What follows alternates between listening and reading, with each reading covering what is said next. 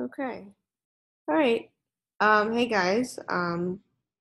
Welcome to the Inform Forum. You guys know me as Carly Sewell.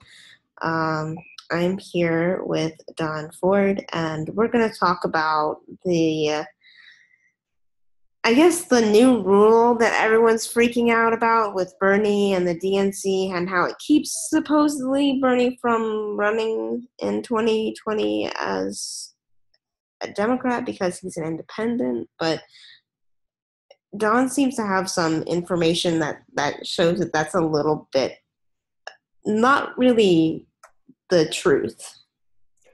Yeah, I would say it's less than accurate. It's definitely what I would go with. I'm Don Ford. I do a show called Critical Report with Don Ford, and I also am a big participant in the reform movement for reforming the Democratic Party. So trying to get changes inside of like superdelegates and leaving the party as open as possible because we knew we were going to see pushback from, the Russia argument, right? I mean, we're going to see those people. So on Friday morning, I caught a live stream of the actual Rules and Bylaws Committee. And I didn't notice at the time, it turned out it was like the semi-official live stream that the DNC members actually use. And I was doing live commentary on the rules as they were changing. And in the beginning, there were a couple of things that they did that I think people could be upset about. There are things that happened, like it didn't start very well for us. It started with them trying to figure out how to crack down on delegates who went to support another candidate. And that all fell apart because it turns out that it's against the First Amendment rights to force anyone to do support. So what Bernie had to do in 2016, we learned is actually a violation of his First Amendment rights. And he never should have agreed to it, just on a side note. And this is sort of something that no one even knows really went on. It's not really that big of a deal in the big picture, but I was very concerned going into this rules change that we were going to see them come out really hard. And so when we started getting into this loyalty conversation, at first, each individual, it's just like when you look at rules and bylaws, you got to remember it's a series of steps, right? It's like one little rule and one little rule and one little rule, and you agree on all these things together, and then that gets condensed, and then they vote on it. And pretty much whatever gets condensed is going to go through. That's going to happen. Like no one votes no on things. It just gets stopped before that. So, you know what I mean? It's kind of like a rubber stamp, but the conversation does happen. And so in this particular instance, they were specifying a lot of different things. So, okay, let me go back a second. There's a group called the New Democrats, also known as the Third Way. Okay. And they're the people that they started it with Bill Clinton. And a number of them are still, right, and a number of them are still on the Rules and Bylaws Committee. They're very, very old. They're super curmudgeon-y. They're very difficult people. But they represent a minority on the Rules Committee, and I don't think they knew that going into it. So they did try to screw Bernie. Of course they did. They absolutely tried to screw Bernie. The New Democrats, half of the Rules and Bylaws, now keep in mind, this is a stacked committee. So half of them, or not half of them, less than half of them, were pushing through this stuff to try to change the rules. Now, the last step of the changeover was that they were going to try to put a time constraint on how long someone had to be a Democrat in order to sign up to be a Democrat for president. Now, I assume because everyone knows what's coming and what's on, because people put forward months in advance, we know on paper what they're going to try to do with the rules and bylaws. So I assume that's why Vermont did their thing where they said that Bernie is a Democrat for all intents and purposes and gets all the things Democrats. Right. And so there is a thing. Okay, we'll get back to that in a second, actually. So basically, when it came time to get this last time constraint in, it was very quickly done. The guy that had been pushing back on the New Democrats all day just said, we actually decided we're not going to do that because we think it's going to impede an independent's ability to run in the party, and that will be bad for the party. Good. And she went, oh. Okay. Now they knew that was the opportunity to screw whatever they were going to screw. Like they knew that was their chance that they were going to do the deed right then. And so when it didn't go through, what they actually did is so when it comes to independents in the party, they're not generally allowed to run as Democrats. It would be at the discretion of the DNC chair or the the individual state committees or a couple other things involving electors. I mean, it gets kind of crazy. Rocky de la Fuente ran on the ballot, which I think a lot of this is about locking Rocky de la Fuente out because he's running as a Republican now. So they don't want him then running as a Democrat again because he's like flip-flopping every which way. Right. So what they actually did is they basically built a doorway, like they built a wall, totally, and that wall had a doorway, and they were going to put a door with a lock on it, and instead there is no door. So yes, there is a doorway for someone to walk through if they want to be an independent to run as a Democrat, but there's nothing stopping them from walking through that door, and there's nothing stopping them from walking out of that door. There's nothing, there is no limit or rules or constraints. So actually, the party has rules now on how an independent can run for president in the party appropriately. And that is brand new. And I think it's cool. I think it opened up things, and people is a huge victory that we kind of like some very smart people made some very smart moves in a committee that should have been stacked against us. So what I think happened is I think the third way, now they're in bed with the media because they do presidential campaigns. Mm-hmm. So what I assume happened is they ended up putting this package together with the media, who were not at the meeting, by the way. Not a single one of the reporters did a single interview or was at a single meeting or showed up or watched anything. Yeah. I think they had the stuff prepared already, and they had it ready to go at a timetable. And then when it didn't go through, those things still happened. Right. So we should have, they were planning, and this really speaks to the power the New Democrats are losing in general. Like they still have control of the media, but they don't really have control of the party anymore. Right. And I think it's because what a lot of people don't understand is that the DNC, the voting body of the DNC, is majority comprised of state party chairs and vice chairs. Those are people that are like Bernie, or they deal with Bernie people. They know how powerful organizers we are. They know all this Russia stuff is nonsense. They're actually on the ground in a lot of states. Right. So like a good chunk of these people are available to you. I mean, they're actually, what people don't know is I'm friends on Facebook with like 20 of them now. So they all see, and they comment on the posts every once in a while. I'm like, that's the state party chair of Vermont, guys. Just heads up. Right. It's just so funny. And so they're watching and they're looking and they're paying attention, and they know that right now we don't have anyone more popular than Donald Trump other than Bernie Sanders. Yeah. And Bernie's got to get through his Senate campaign because being the classy guy that he is, he needs to make a decision one decision at a time kind of guy. Right. Yeah. And so that's why it's up to the grassroots to prepare a landing pad for whoever is going to be the candidate out of his camp, because that's our camp. Yeah. And so that's kind of like where my perspective is on this whole thing. So I think that a lot of these people are recognizing that, and people don't want, and also, what actually has been a real turning point is I think that people realize that the DCCC is not trying to win elections. They're not. They're literally trying to keep the establishment happy. Yeah, and we're not even talking about the establishment, we're talking about the corporations. Yeah. Like, it's a whole other, like, we have our democratic establishment, we have our corporate establishment, we have all these different distinctions now. And, like, the Democrat, like, we're winning a war that of people's minds and emotions that people can't even see, because the media and the corporations are so furious that they're not winning, that they're just lying about it. They're just lying. No, we're still winning. No, you guys are still losing. No, you guys get back in your box. No, yeah, they really are starting to lose, and it's really, really nice to see. And I mean, this movement started with Bernie, and just to have all of these little wins throughout the country is Occupy Wall Street. Incredible. By the way, that's true. Actually, Occupy Wall Street was I really learned on my trip when I did my documentary how much our leadership and Occupy, whatever you want to call Occupy leadership, they really overlap. So it's, yeah. I don't think about that much, I guess, just because,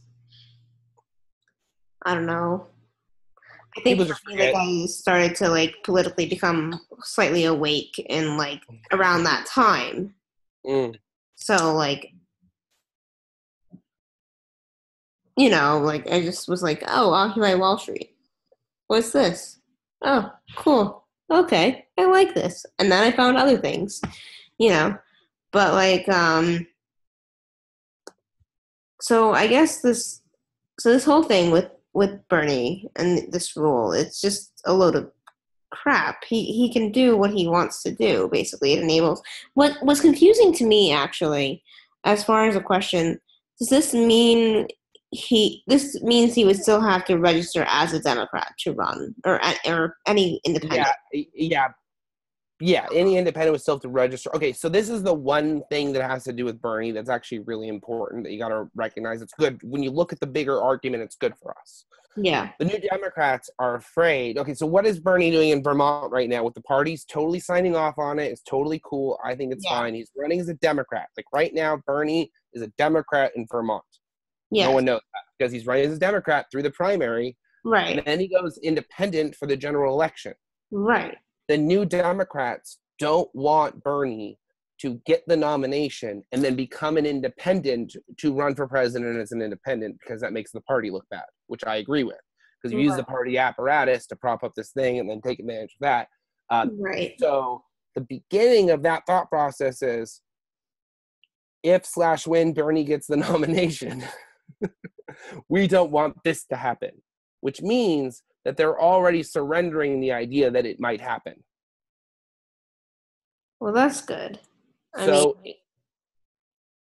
this is incremental change about that, to be completely honest, and I guess maybe it's just things that I still feel from my 5th congressional race this past year, but like I just hypothetically, let's say the DNC does their same crap that they did in 2016. And hypothetically, let's say Bernie doesn't win the nomination. That would mean he potentially couldn't run as an independent for the general election. He can't run as an independent anyways because of sore loser laws in a bunch of states. There are like 14 states with sore loser laws. So once you run in one primary nationally, you can't then run as an independent in that state. You will never get on the ballot. So it's not an option anyway. So all the people that were suggesting that are like, oh, get on the Green Party. No, they just don't understand election laws. Right. See, I didn't even think about that as far as election laws go. And like, I didn't even know there was such a thing as oh my God, that word is hard to say. Sore loser laws. That's hard to say really quickly. No, say it's a sore loser clause. So yeah, because it's like a catch, because like it is a law technically, but it's like a thing where it's like, hey, and just you can't do this, and you're like, oh, okay, which makes sense. I mean, the people kind of already put it away to some degree. I think that now it's more of an issue because we have such an oppression problem. Yeah. Like 150 years ago, it's like, okay, the people were actually deciding elections and it. Well, yeah, then they were, but see, the thing is, now they're not. Well, we've always had a problem with corporations and big business overriding stuff. I mean, if you look back to everything's past the what am I thinking about? The Industrial Revolution? Around the 50s. No, 1880s. No? Oh, really? Yeah, oh, yeah. The Tammany Hall stuff and all those sort of things that we know stories about. Yeah, no, there's nothing new here. It's always in waves, The big thing, though, that everyone also isn't talking about is that the same New Democrats that realized they weren't getting their rules changed to cut out Bernie were like, we get it. The tide's changing. The writing's on the wall, and they all voted. They're all agreed to vote because like they were still for the superdelegate stuff. They were still in a proposal stage. They were still putting forward because like the Union Reform Commission plan is good, but it's kind of complicated about a couple of things. Yeah, it is really complicated, and I've tried to follow it here and there. It's too complicated. They had well intentions, or they're well intended, but it's not realistic for how the party sort of does things. And there's like, when you're doing delegate math, you need to be able to do it in your head. And they're just making it really complicated. Whenever you get into like percentages per thing, per that, it's relative to all these other things, and it just starts, it starts getting very complicated. Yeah. And so you need like a chart and like a thing to explain it. And so and they all kind of exactly. So they all got together and they all agreed to take away their vote on the first ballot. Now keep in mind, The Democrats have only used a second ballot, like hasn't been since like the 50s we've used the second ballot. Normally it's a landslide one way or the other. It's very rare for something to be as contested as it was last year. But everyone agrees that, and this is the push that I've been making and why this is so important, is that primaries are an opportunity for the party to grow and reach out to the people and listen and hear what their things are going and then address those issues. And then if they're constantly listening and addressing issues, then we're actually growing and getting, because I'm not against incremental change as a person. Like if I accept it's how it's going to come, it's how it's going to come. But if we can move it as fast as possible, the speed at which we get incremental change is completely up to our ability to do work. Every change is always going to be a small change. But we can get like 10 a day, and suddenly it feels like a giant change. Right. And that I actually kind of agree with, because like obviously all change is slightly incremental. No one's going to learn how to kite surf in one day. People are like, change is incremental. It's just a matter of the speed of that incremental change. And I think that's a huge argument. So that's my whole like thing that I'm standing on right now. And as we've made these incremental changes, people aren't really seeing how fast we're making them because they kind of can't believe that it's possible.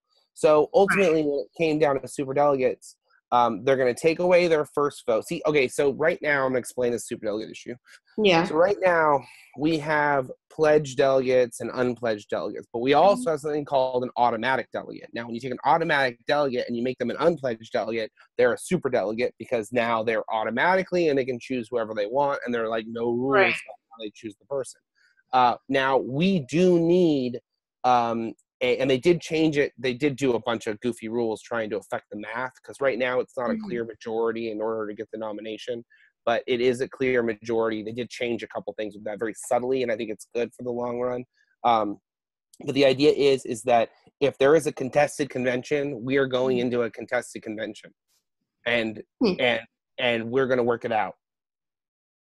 Now, superdelegates can still vote, but the thing is that they shouldn't be set up, 6 months in advance, a year in advance. And so when you talk about 2016 and you go, well, what if they do that again? Well, here's what people forget is that Hillary Clinton was dumping money into the party 2 years ago, like flooding the party with cash everywhere. Superdelegates were flooded. As soon as they knew who they were loaded up. Right. And so that's why the people that were superdelegates were all super in love with Hillary, because that's the people she would load up anyways if she was a good with Democrat. like extra cash. Yeah, exactly. If you're a good Democrat and you have that kind of money, yeah, you should be doing that. But she's not, because she does it for other intentions. You know what I mean? That's why all these people are like, I don't want to get into that right now. Anyways, so that's not happening right now. We're not getting that anywhere. So the superdelegates are more like terrified of what's going to happen. And the reason we're getting this rules change is because no one's buying them off right now. So we're also having another interesting problem, and this is something that I've been talking about on my show, is that everyone understands the consultants issue, right? Yeah. And so consultants right now are kind of hungry because a lot of their candidates lost. A lot of our candidates are winning in places. That means there are less jobs for consultants, right? Because our people aren't even hiring our own consultants, let alone their consultants. Yeah. Hi guys, I'm here. No, I'm joking.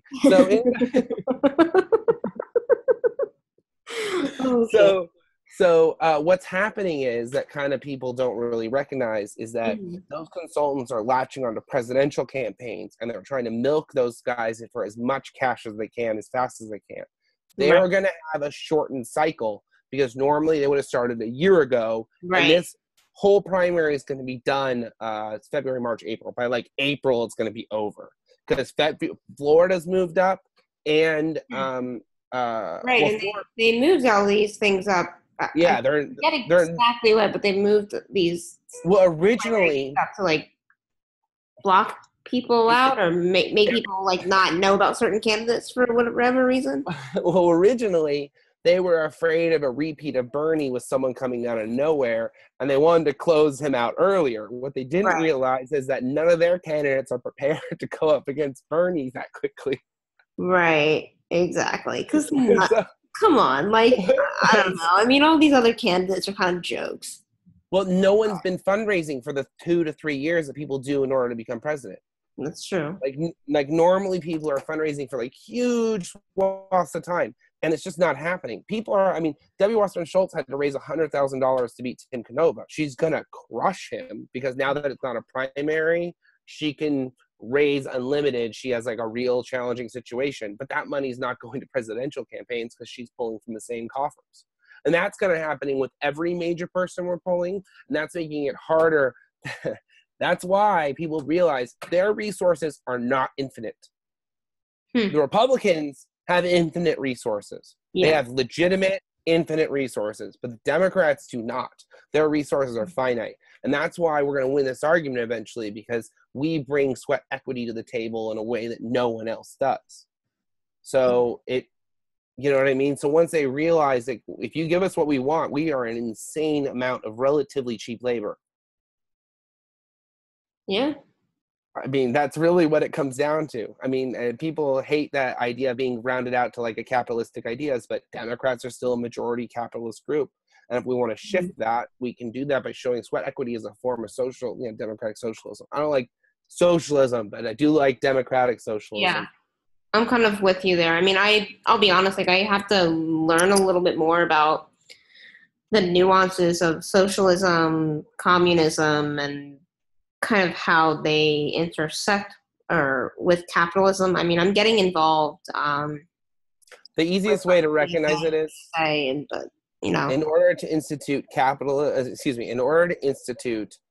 socialism or communism, you need fascism or capitalism, which will eventually turn into fascism. Right, and that I've seen like floating around. And to me, that kind of unfortunately makes sense a little bit, which kind of frightens me because fascism. Wow, I can't even talk. Fascism is bad. Yes, fascism is bad. And the whole point of having an open debate and freedom of speech is the ability to have. I mean, right now, if as standing alone on this issue, they could, if we had a fascist society, they could just round me up and deal with the problem. Yeah, which we don't yet. Hey, at least I get some meals until they finish putting me off, right? Yeah. So I think that we're getting a good changeover. We do need to keep on them because the superdelegate thing is not finished.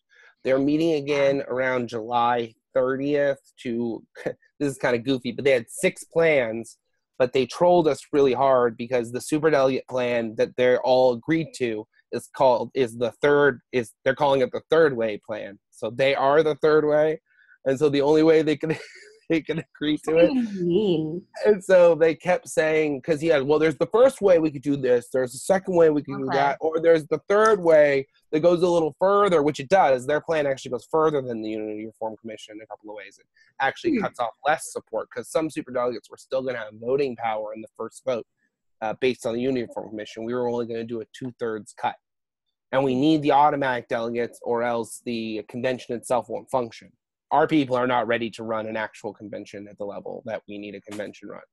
And so it's just a stark reality. So pulling this thing together, we need to stay on them. We need to make sure that they pass something that says that it's going to, actually be what they said it's going to be. It's going to be a Frankenstein of these 6 different plans. And we need to make sure that that's all good. But the vice chair of the party, and he's the ASDC chair, which I believe is like I can't actually remember what that stands for off the top of my head. I want to be super knowledgeable, but he's like the vice chair of the whole party, and this is his plan that we're coming up with, the second voting thing. And I talked to him quite a bit at the DNC meetings whenever I get the chance, and he is really on our side. He is really fighting and trying trying to get Perez to realize what's happening. Yeah, no, he's really trying. You mean Keith Ellison, right? No, his name's Ken Martin. Oh, okay. He's from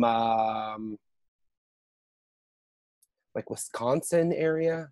It's one of those states up in that northeast area. One of those states somewhere in that little I can't remember off the top of my head. I honestly can't either. But normally when I'm on my when I'm at my normal desk, I have my like lists and charts and things. Yeah. But I hope that brings some I think that people are really freaking out. I think people want to freak out. I think we got PTSD where On everyone's like, some oh. level, I actually think people kind of do want to freak out. And it's kind of sad because I don't know, maybe I fall trapped to this so many times, but we see a headline and we become sensationalists and we share it and we freak out and we're like, holy crap, what does this mean? And then what does this mean? And then what does this mean? And what does this mean? And no one's actually like kind of delving into the details, which is actually what's really important to do right now. And the Because thing is, no one is delving into the details. No no one. one is, yeah. Yeah, and it's really great to know that you sort of did. I got lucky. I just happened to be paying attention. Like, at the end of the day, like, if we're going to get screwed, I want to know how to undo it. Or I want to be able to explain it to people so that we can, like, do something about it. Like, I'm not interested. And they knew I was watching the live stream. It wasn't, like, a secret. I was, like, live critiquing them. I was not kind as it was happening. So it was, I didn't realize it was their live stream that I had basically commandeered for my purposes. Right. That's kind of how we roll. I understand. I've done that before. There was like a people's rally with in my area, and I live in Pennsylvania. Mm-hmm. A people's rally with Keith Ellison, who I kind of feel very disappointed by. Mm-hmm. But during this entire event, he said nothing about policy. Mm. Like, no one said anything about policy, and I'm just like, what the hell am I fucking watching right now? It does get pretty empty. Like, it's not a very deep pool. No, yeah, it's really not. But, I mean, at least this seems to be good news with the whole thing with Bernie being able to run. Honestly, it almost seems like nothing really changed. No. As a matter of fact, they simplified a process it's like they basically determined that the thing Bernie signed was against his First Amendment, and they administered a watered-down legal version of what he signed in 2016. So people are signing the same thing that's a little bit more illegal. Yeah, exactly. And now he doesn't have to go out and campaign. Like, if he got screwed, like, the reason he had to go out and support Hillary, even though it was against his wishes, that is illegal to do to someone. So he never would have been able to explain that, and he's not going to be able to take it to the Supreme Court because he still signed the document, and even though something's illegal, if you sign it, you can still get stuck in that thing, unless you're, like, underage.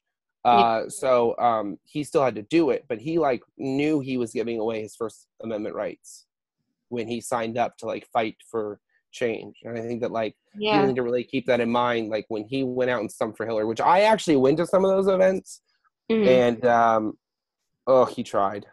He did. He put his heart into it. He tried so hard, and it was kind of heartbreaking for me to.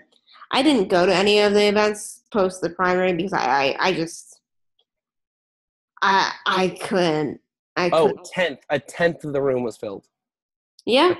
Tiny, huge, just a normal, actually, basketball stadium, like auditorium, like a high school auditorium. They couldn't get a tenth of it filled. It was crazy. Yeah.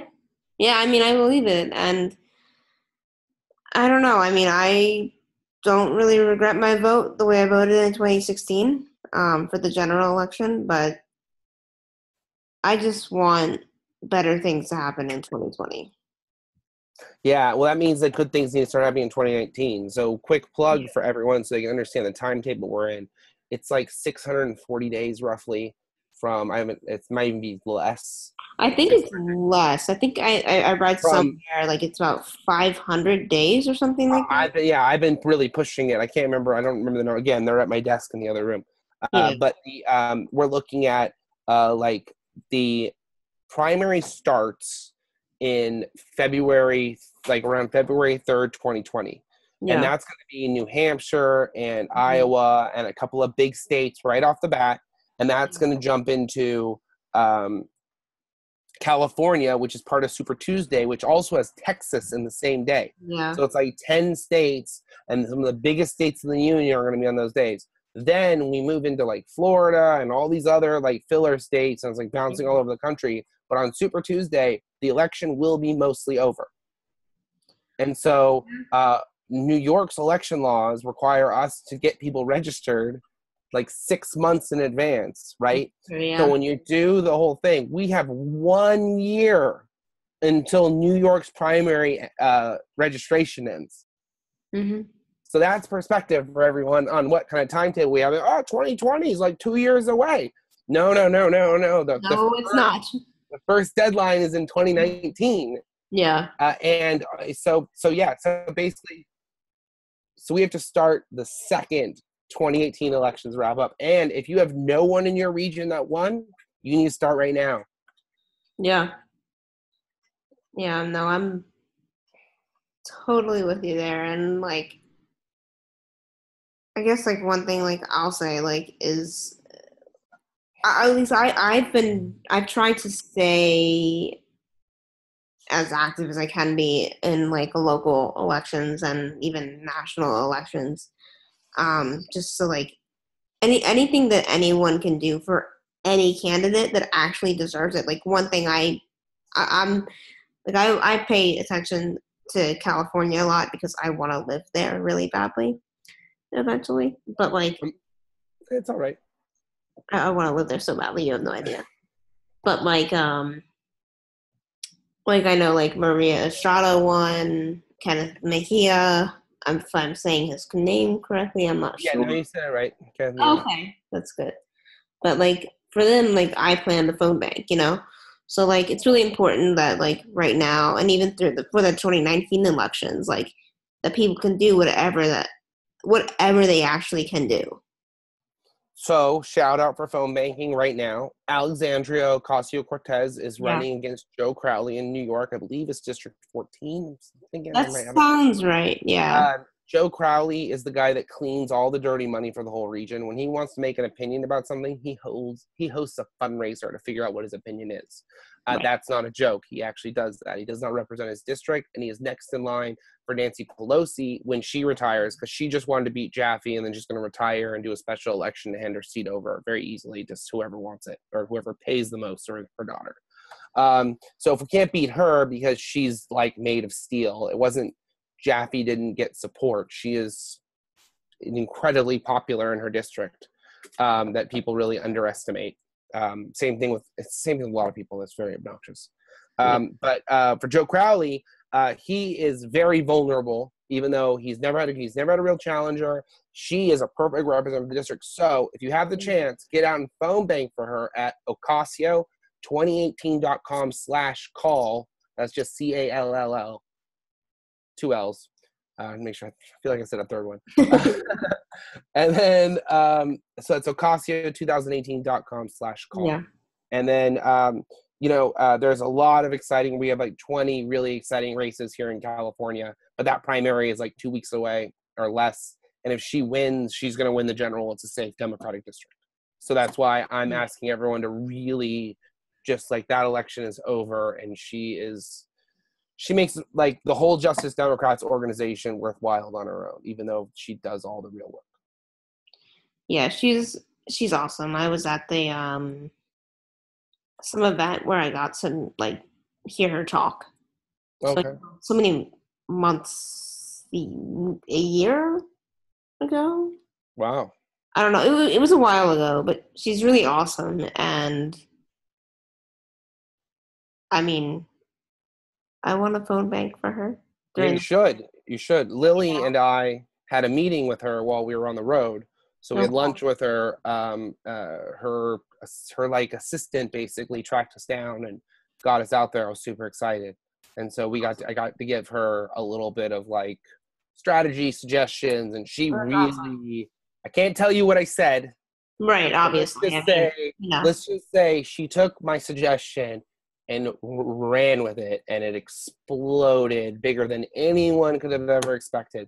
So it's not the plan ultimately that does it. It's the person who initiates and acts out the plan, and that's why she is such a great candidate. Because I can say the same thing to two people, and there's no guarantee that they're going to be able to do something with it. Yeah, and I guess one candidate that are really, I mean, I'm excited about is Cynthia Nixon. Oh yeah, that's New York also. Same Um, election date. that I am so psyched for that. One, because Andrew Cuomo was such a freaking hack. Like, what is he like responsible for the IDC and Nothing. He's awful. Republican control of Well, Teach Out the almost beat him House or something?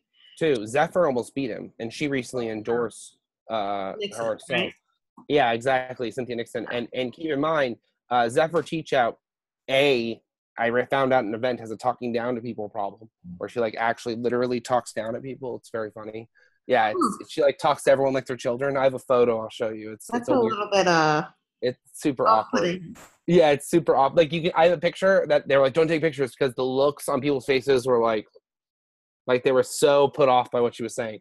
So not only is she a person who's like not the most like warm and connective, she is Yeah. also a relative unknown, and she beat him. So when you talk about Cynthia Nixon being the woman from Sex and the City, Yeah. I mean, I think she has a shot. he's super vulnerable. I pray because like when I like, well, first off, when Tom Perez endorsed him, I was like, well, that's predictable. A And little bit, yeah. then when like Hillary Clinton endorsed him, I wanted to just vomit, just like spew vomit out of my mouth because I don't know. I mean, I get that people think that she has some type of a Her robocalls she win has people. clout. I guess I get that people think that she has clout that are Mhm. part of the establishment, and even that, not even that. Like, I think I tend to think in like black and white, but not even people that are part of the establishment, but that people that like her still. You know, here's something that people got to recognize that is really off-putting, but it's true. We all laugh when a candidate does robocalls with using Hillary Clinton. It Yeah, wins elections. It wins elections, and yeah, especially when you're talking statewide. District-wide, we can do all kinds of influence, but statewide, there's enough smattering of disconnected people. There's enough of them that reach stretches too far. yeah, and that's what I kind of worry about, and that's why like I think it's really important for people to call and phone bank for these people that kind of need it because I don't know, I can't tell you how many fake phone calls I get a day from like solicitors and whatnot. It's annoying as hell. But it's nice every now and then to hear from a real person. Yeah, I agree. And we also, one thing in addition to that, it's not just the making calls that's important, it's where you're getting your lists from. So if Yeah. you're getting your list just from the party and you are challenging an incumbent, you might not be getting the best lists. Yes. So it's something to think about. And that's not totally unreasonable. It's wrong, but I'm not surprised it's happening and no one else should be. So it's one of those things that we should just prepare and counter. And the lists are available. You can reach the Secretary of States in a lot of states. And if you're going to run for office, that should be a thing you do before you decide to run. You know what I mean? Before you announce, you should have already raised $10,000 doing call banking. And a good chunk of that's going to come from your family or friends. But you need that like startup thing. It's just not unreasonable. I tried to run a campaign in LA on as little as possible here this last section. And we ended up with about 8% of the vote on just pure protest. And it's just the reality of, you know, and that's somebody who's very popular. We were up against someone very popular. So who's a POS, but he's super popular. And so, yeah, so it's just like, you know, you need a little bit of money to get started. And I was like, wow, we spent about, you know, whatever he spent to get on the ballot and the thing, very, very tiny amount. And if we had double that, I probably could have gained an extra 10 or 15 points on the ballot. Would it have been enough to win? No. But if we had had Inspire ground game on top of that, then you're looking at like 15 more points. And so right there, you're getting close to like 38, 45%. And so if someone's breaking up the vote a little bit and you're pulling their vote totals down, then you're at least looking at a top 2 run. Right. And that's sort of like where you can see the different components of that you bring to the table and how much of a percentage they add to your vote. There is a real math equation to this. Hmm. And it hasn't really changed in, years. I like what I think George Washington said this, and he said his first, I think it was him, I can't remember. He said his only disappointment about his election was he wished he had spent more money on booze. Yeah. Because basically they just went around and just got everyone drunk. So, like, that's been a part of, keep in mind, the Founding Fathers were a bunch of lushes because water wasn't a thing. So, right, yeah. Fermented water was all you got. So, anywho, so do you have any questions, Ryan? Is there anything I need to explain a little more, or do you need help with anything else? I mean, I think I just basically understand that Bernie can run in 2020. Independents can run in 2020, and it's easier, essentially. Though that doesn't mean that, like, they can't run as an independent post the primary if they don't win the nomination. And, they can't run against the person who does win the nomination. Right, and I think that's kind of hard to take in, but it's a fact. And when you soak in the election laws, it's not really an option anyways. It feels like it should be, which is why we need to take over state legislatures, because the state legislatures control these sort of things. Mm-hmm. And those elections are super winnable, even in an ultra-rigged state, because no one cares about state house races. No, they don't. And, I mean, I do. But, because there's, like, two. The people that rig elections, but very little. Except for even in California. So we're going to see what happens in November. We're going to keep trucking along, and I think that everyone should just keep their stay frosty and not let the media troll you. They trolled us. Yeah, basically. They troll us so hard, and we're so impressionable as people that basically live online. Gullible is the word I was going for, but yeah, impressionable also works. I think it was a little bit nice when I said impressionable. But yes, gullible is it's a good way to put it, because, it's not written on the ceiling or anything. No, actually it's well, we do have the rule written on a piece of paper. I could, blow it up and put it on the ceiling. We have a copy of the rule. Larry Cohen took a picture of it when it was getting finalized. Oh, cool. Yeah, well, no, it's okay. My wife needs to grab something behind me. What do you mean? Okay. She needs to grab something. Okay. That's cool. Sorry. You're welcome. She's like, "Are you live? Can I?" No, it's totally chill anyway. Okay, but yeah, no other main questions. Just happy to have real information. Yeah, and if I'll be keeping this going, I'll be happy to sit down whenever you want to do my show, whenever I feel like it, which is getting more and more often. It's the Critical Report with Don Ford. I have a Facebook page. I just started. It doesn't even have any content yet. Yeah, it doesn't even have content yet, but I'm just getting the ball rolling. Yeah, and I'm looking to, stretch out to YouTube and a couple other things now that I get like a format together. So. Oh, cool. Yeah. So the Critical Report with Don Ford. So thank you. Cool. It was a pleasure being here, by the way. Thank you very much for having me on. Yeah, thanks for coming on to my very sporadically run show. I can't remember the last time I had a thing. It was a couple weeks ago, maybe. Well, anytime. Yeah, it was fun. Cool. All right, well, thanks. And thanks for watching the Inform Forum, you guys, whoever watches this once it's uploaded to YouTube. Cool. Awesome. All right. Peace out.